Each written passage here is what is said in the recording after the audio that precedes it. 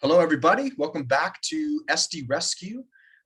We are on episode 51, which means we're about 1 week away from having a whole year of content dedicated to reviewing, breaking down, and rewriting sales emails and sales messaging. My name is Grayson, as always, and here with me are my two co-founders at SDRev, Alex Ellison and AJ Alonso. How's it going, Grayson? I'm excited. I received an email today, actually, that was so inspirational that I decided to just that day. Now, this is the one we're doing. So we'll be looking at some, yeah, right. We'll be looking at some interesting topics. I think this is a very normal style of email to send where they really use a lot of information about their product mixed in with a few assumptions and just try to plow through directly into a conversation. There are some things that were done right, some things that could be improved. And I think what I'm hoping to focus this episode on is really one, the difference between relevance and context. And then two, this email specifically is a good one to check out for optimizing your value prop and making it more succinct and a little bit easier to read, since that's a core part of sales messaging. Sweet. Love it. I'm ready. Jump into this bad boy. All right. Cool. Alex, can you share the screen real quick? Sure can. Give me 1 second.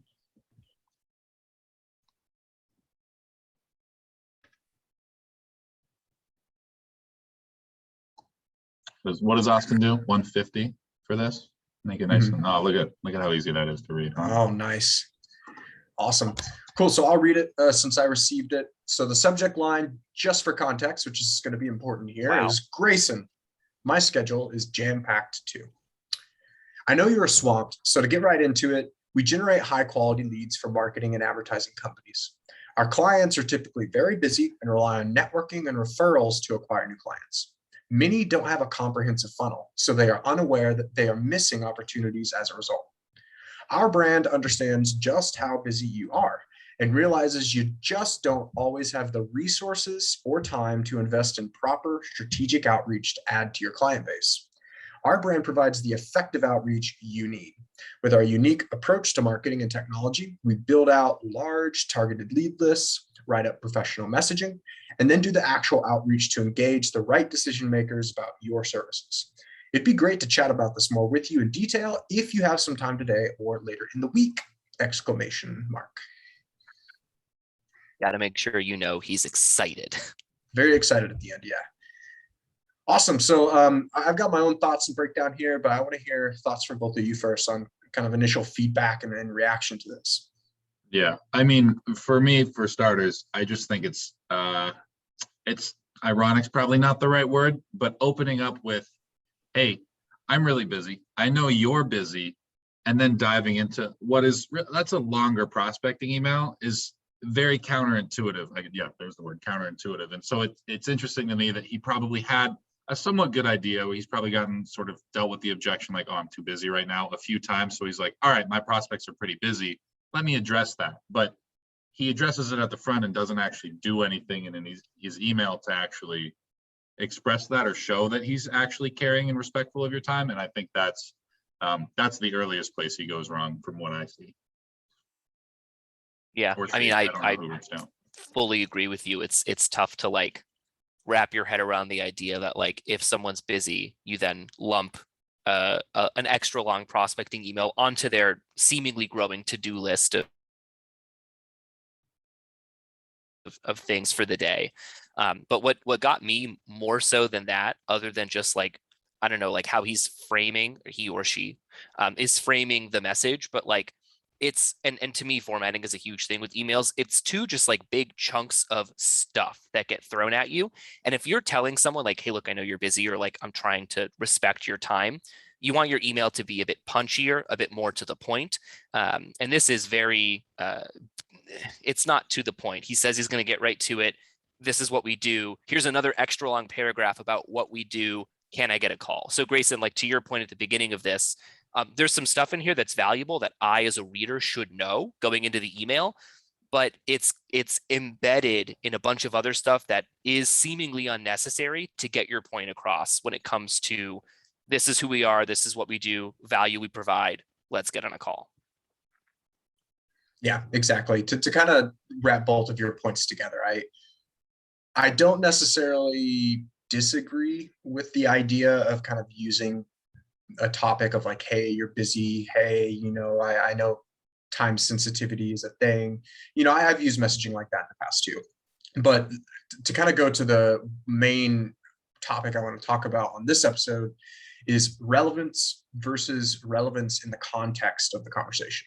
So I think to kind of go to Alex's point, this person likely did identify that, hey, the people I'm talking to are often either they're not responding and I'm assuming that they're too busy, or they're directly responding and telling me that they're too busy. And so they tried to use this relevant information, because that's what relevance is, right? It's something that actually is like relatable and something that someone would align with when they think about it. So they tried to take this topic and use this relevance that they've identified in the industry to start the conversation.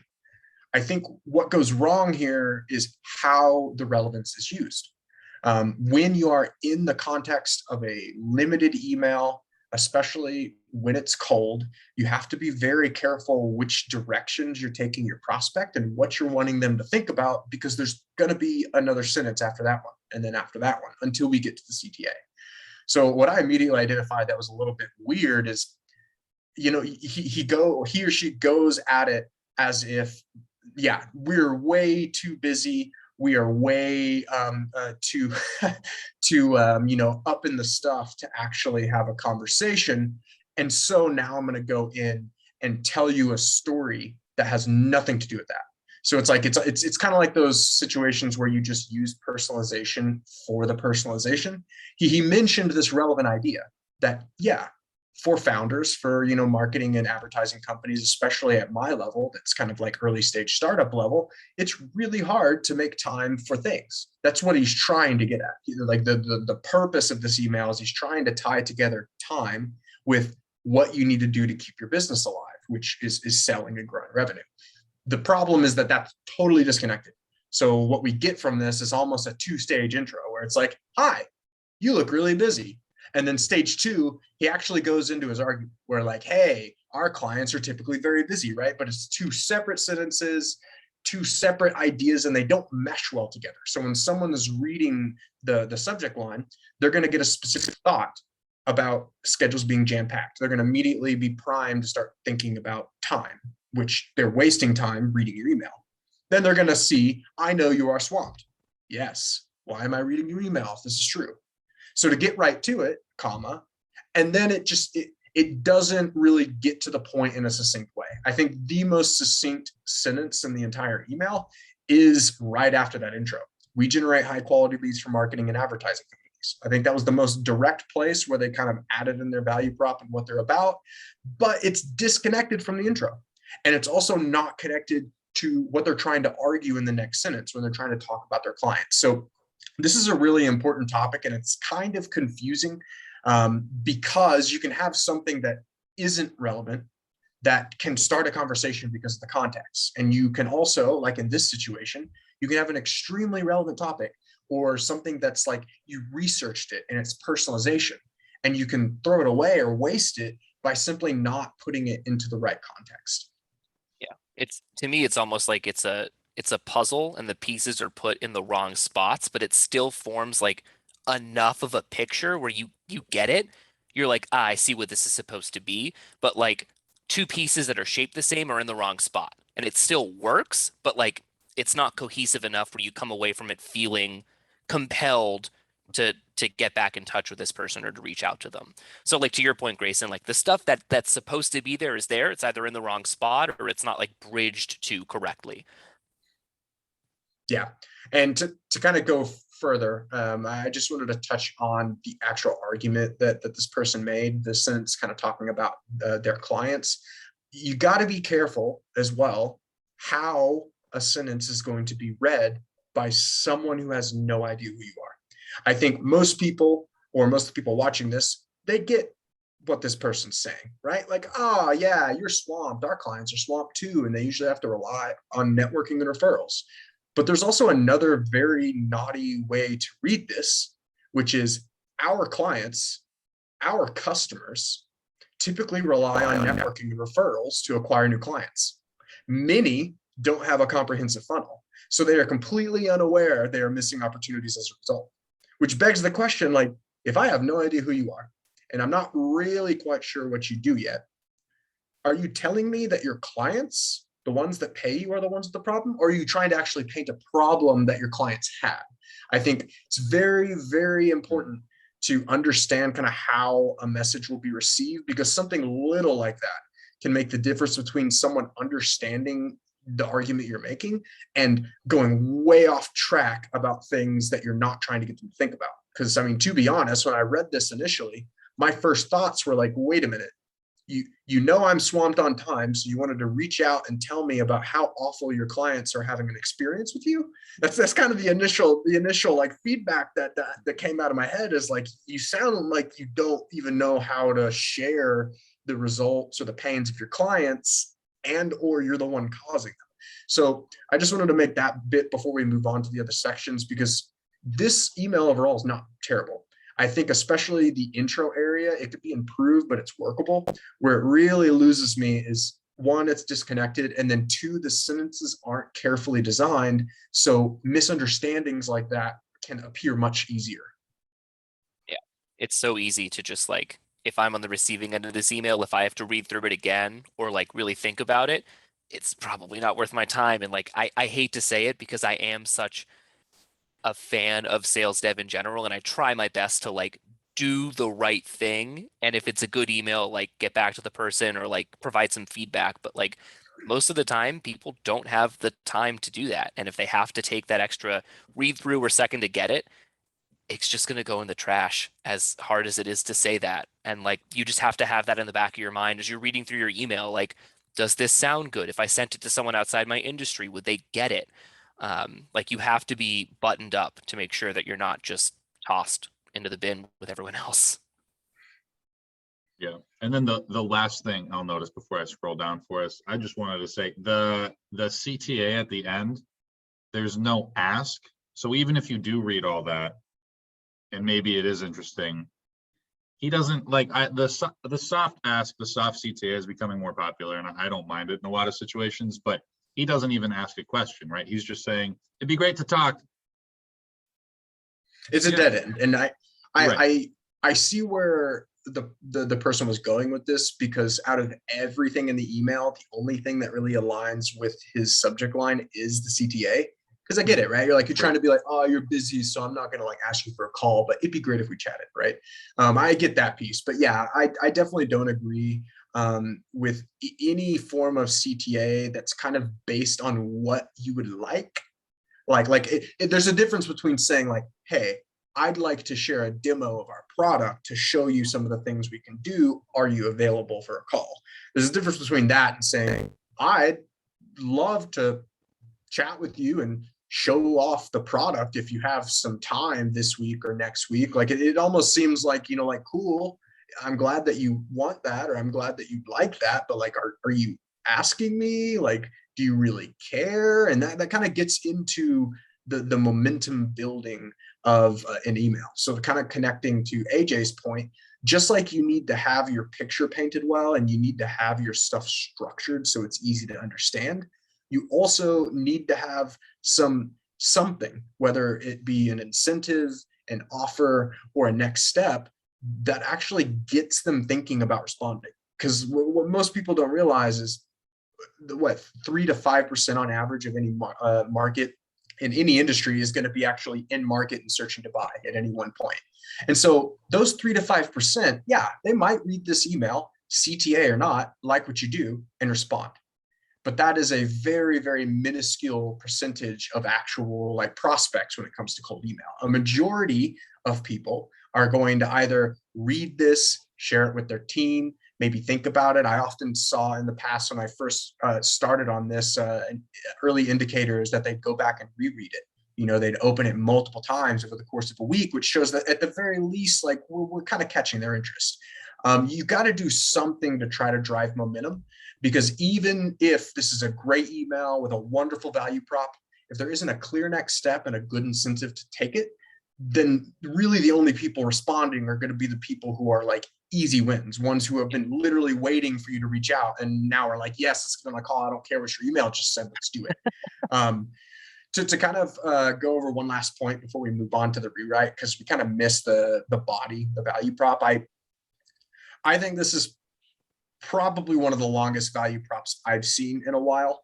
To kind of count that, it's what, 5 lines long inside of a Google Doc. So it might be a little shorter in an email inbox, but still pretty long.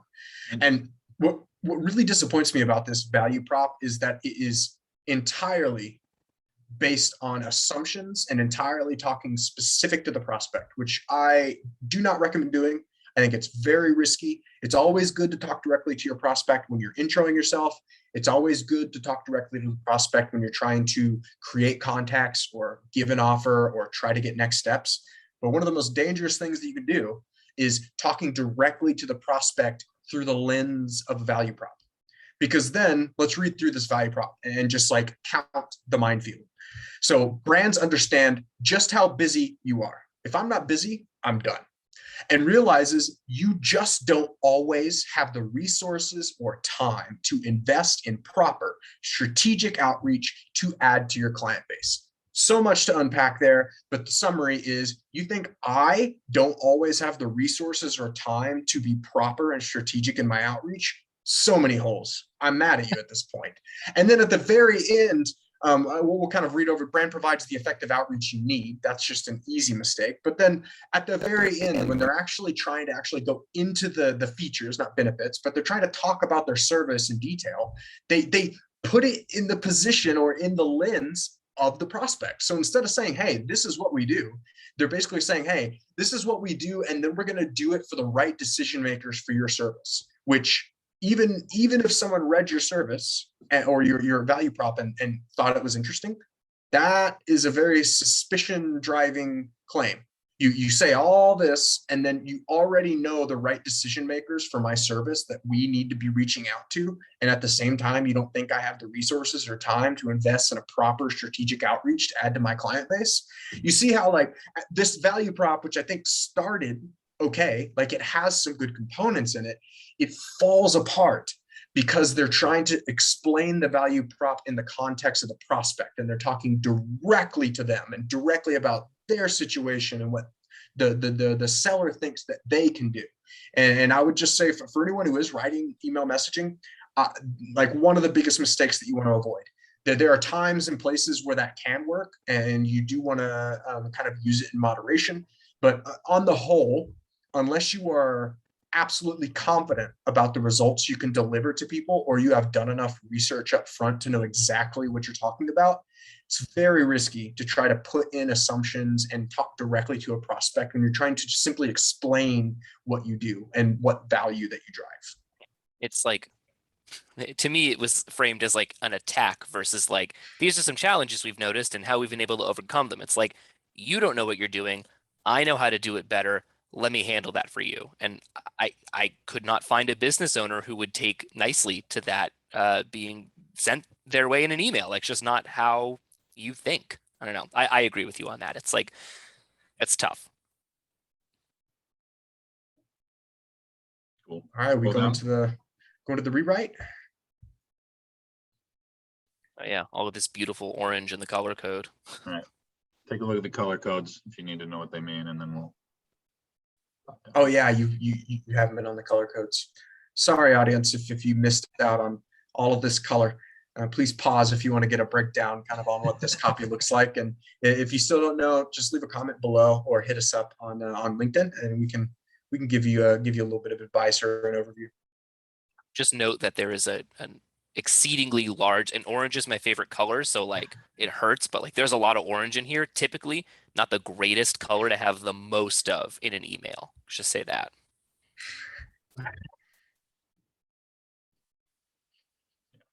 So Grayson, talk to us a little bit about because you're the one who color coded this. What stands out to you that maybe you wouldn't have noticed in the rewrite if you hadn't gone through and put the colors into it? I mean, I really think what it made me realize is how choppy it is when they're talking about themselves. Because usually when I do these color codings, I'm really looking for patterns in terms of how often it's switching colors and how well that works together. And what you can see right off is basically they can't talk about themselves without making assumptions about the prospect, which that's a dangerous place to be in, because you're going to either piss people off, you're going to get on people's nerves, or you're going to break trust with people who think that you're wrong. Cool. And then is there anything else on the color code, or should we move down to the rewrite for you? No, I think this should be good. We kind of did a pretty good in-depth look at the copy itself. And for anyone who wants to check out the color code, you can do so a few seconds back on this video. But yeah, let's go ahead and go into the rewrite since we only got about 10 minutes here. So this is a rewrite that I did. I actually added a subject line in this one. I don't think I've ever done a subject line in a rewrite, but I was going to say, I like that. Well, we used the subject line for the original, so I wanted to try to give it another try. So the subject line for this one, kind of going into the topic and the theme that this person wanted, is founder crux. So, hey, Grayson, I often see bootstrapped agency founders relying too much on networking and referrals for new clients because they don't have enough time to devote to sales prospecting. Our brand automates new business development for founder-driven marketing agencies, acting as a virtual extension of the team to target, engage, and convert buyers into sales conversations on autopilot. If I sent you a list of new potential clients based on key buying triggers in your industry, would you be open to reviewing? I love it. It's a lot better. I want to start kind of at the bottom, if you guys don't mind going in reverse, because I pointed out the CTA above, and your response to that was you made it more specific and turned it into a question, right? And those were the two sort of things they did wrong. Having a chat, like, what does that mean? That's used by everyone and anyone. We're having a chat right now. We're not selling each other anything, right? Making sure that the context of the conversation, you were talking about contextual relevance, is what you're going to talk about, what you're going to discuss, right? It's understood that if you send this list to them, if they're interested, that starts the conversation. It's not like you're going to send a list and, well, they might ghost you, but the understanding is that they probably won't if they're interested in the list. So yeah, your ability to turn that sort of general vague, I'd love to chat, into an actual, a definitive next step, I think is a huge part of this email. And to that point, it's not just that you're setting up a definitive next step, you're depositing something before even asking for anything. I think that's like mentality wise, you just want to make sure that you're giving more than you take in any cold email. And if you're sending somebody a list of, in this case, potential new clients based on buying triggers, if I'm looking at this, I'm like, why would I not want that? Like, these are potential deals for me.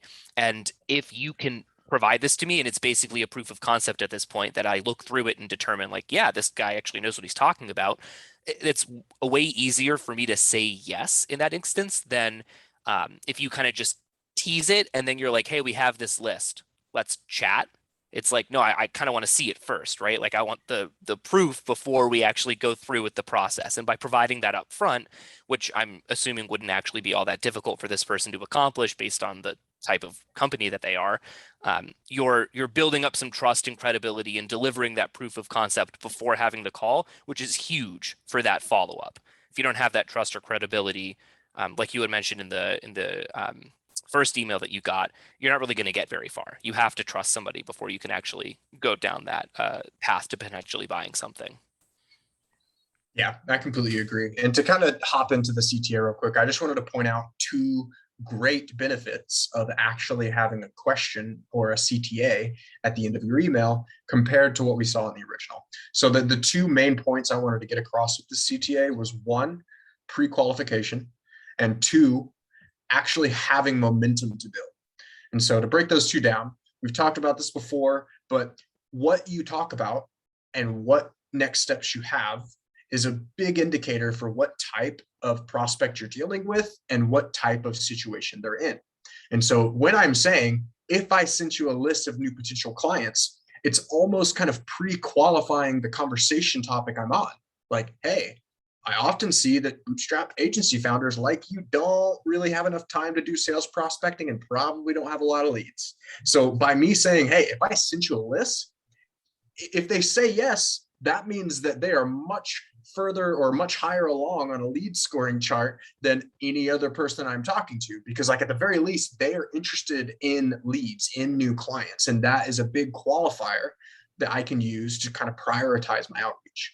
And then two, I often try to find assets and experiences as next steps, because I really believe that the age of like asking for a call, at least on email, is starting to die. I still think it's very effective with cold calls. I still think that's rocking, but that's why I think open-ended questions are becoming so popular, because people, even if it's a good email, it's just too many people asking for too much time to talk. And so I like to build experiences that can generate the momentum to take me into a sales process. And so as this example, what happens here is if they asked me and said, yes, I'd love to see the list, first, I'd probably send them a smaller list based on a few key buying triggers. And then I'd ask to review that with them so I can get their feedback on what are you actually targeting? Because I'm kind of going backwards. Most people will say, hey, let me get on a call and talk about your targeting and we'll give you a list. No. Value first. I'm going to give them what I can and say, hey, this is what I did. I did some work for you. We're building a relationship, but I want to get on another call to kind of go over this and really learn, is this valuable? Is it not? If so, why or why not, right? Like notice how all of that in the next step is still not anywhere close to a sales process. I haven't talked about discovery. I haven't talked about our service. I haven't talked about helping them. I'm all about what experience we're going through. I want to give you a list so that I can get feedback from you on the list. And then that'll eventually lead into the conversation of, okay, great. I can maybe follow up and say, have you actioned the list? Or maybe I can follow up or in the call and say, do you have a process for reaching out to these leads? Or is this something that you do whenever you get the time, right? You see how discovery gets opened up by simply having a very predictable experience before the sale starts. So it's like, I feel like back in the day, it was like, if you want our company to invest time in you, even though we're reaching out outbound, we're gonna need a call, sorry.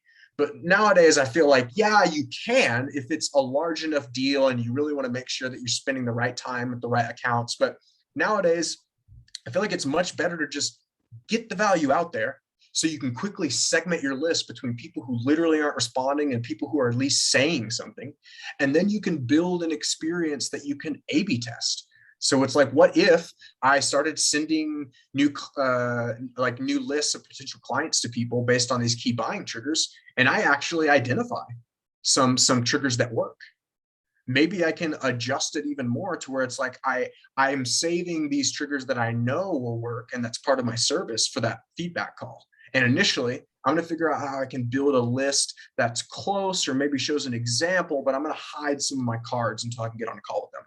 Now, all of a sudden, I'm like mapping out a sales process and I have control over it. I know that, hey, if this person says yes to a list, they're going to receive it, which gives me the ability to ask for feedback. And if they're able to get on a call to go over feedback, I'll learn about what they want, what they're targeting, and I'll be able to add more value. And maybe, who knows, if this is a huge account, if this is like an enterprise level account, you could even just double up and say, hey, I know I just sent you a list, but after you gave me this feedback, I really feel like I could do better. Can I follow up with another list, a more targeted list for us to review next week? You see how all of these different things you can pull out that have nothing to do with a sales conversation, has nothing to do with the traditional sales process. But these, like if a prospect took those steps and went through that experience, they would be engaged and they would be building momentum towards becoming a qualified opportunity for this service provider. It's all about how you position the next steps in terms of what kind of conversation you're wanting to start. Yeah. I think it speaks. Oh, I was just going to say it speaks to the long-term relationship building that you have to do versus the quick win type stuff where like if you're asking someone for 15 minutes, like you as an SDR are looking for a quick win. You're like, I'm measured on meetings booked. If I get a meeting booked, great. That's, another notch towards my goal. If you're doing this and you're building up some long-term opportunities, you have a much better opportunity of getting a referral from this person, from making sure that they remain a client for longer. There's a whole host of different KPIs outside of just, did I book a meeting with them, that you can check off by doing long-term relationship building. That is far more valuable to your company overall than just, did you book a meeting? Yes. Yep. Exactly. Awesome. It looks like I went a little, yeah. I went a so little long there with So the CTA talk, but Alex, do you have some last thoughts before we close out? This was just a last thought, not on the CTA, but I think just something I wanted to point out. That we talked about how busy, being the sort of relevance that they used at the beginning. And what you did here is you instead of identifying what, like, oh, all my prospects are busy, you identified the why my prospects are busy. And you did it in a much more succinct way. All you said was founder crux, like, oh, founders are busy. There's a lot going on. And then I often see bootstrapped agency founders, and that explains why someone's busy, right? They're starting a company with just their own money, right? They don't have a lot of time. And you address that in 3 words, and then you move on to the actual important parts of the email. So we don't have to stay on this too long. Obviously, we're sort of over time already, but I just wanted to point that out, that sometimes it's not as much as identifying the what is wrong with the prospects, but identifying why they're dealing with that challenge. And that helps you open that conversation a lot smoother. I completely agree. I feel like we can make an entire episode just on that topic. Probably could. Awesome. Well, we're only about a minute over here. So thanks to everyone who decided to join us today. This will be up on the SD Revolution YouTube later on, so feel free to hit the like button. Please leave a comment below about your favorite advice or what you thought that we should have included, what we were missing. And for anybody who wants to have their emails reviewed, rewritten, we do all of this anonymously. We'd be happy to come in and do a rewrite and then let you use it and steal away. You can use it however you want to, or if you feel like you've got some chops and you want to leave some advice on the show, join us as a guest. Please hit us up on LinkedIn and let's get you live. I think it'll be a fun time. Thanks for having us on, Grayson. This was fun. Yeah, thanks. As always, right? All right, later, everybody. Thanks.